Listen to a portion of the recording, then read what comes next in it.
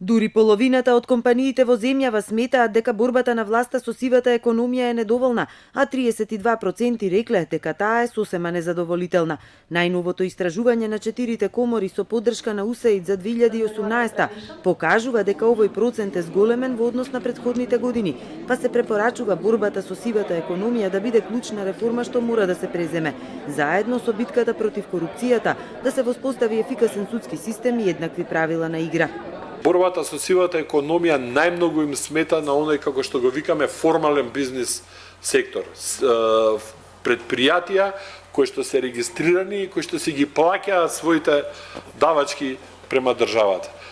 Околу 35% од над 500 фирми кои учествувале во истражувањето рекле дека лани бизнис климата за инвестирање во земјава била полоша од другите земји на Западен Балкан, наспроти 31% во 2017 која се смета за значително подобра. Како причини се наведуваат преговорите за името, но и прогресивниот данок за кој бизнисот не успеа да ја убеди власта да го одложи за 5 години. Наврата на компаниите најчесто им тропале даночните инспектори од УЈП, а потоа трудовите и пазарните, главно еднаш до 3 пати годишно. Од 16 година од 53% од испитаниците кои што биле казнети се намалува на 33 и на 30%. Значи политиката оди повеќе на опомена отколку на казнување. Задоволството на компаниите од бизнис регулативата се уште остава простор за значително подобрување, иако веќе се слуша гласот на бизнисот при носење на законите.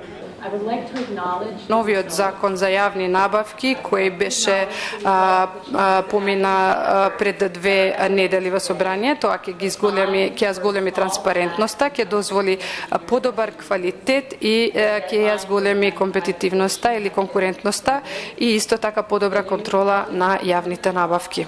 Ова година е назначена како година на економијата од страна на владата и паралелно со процесот за членување во НАТО и пристапните преговори за членство во Европската Унија, овој факт ќе ги мотивира предприемачите да ги забрзат нивните инвестициски планови. Лани фирмите до владата доставиле 38 препораки за подобрување на регулативата.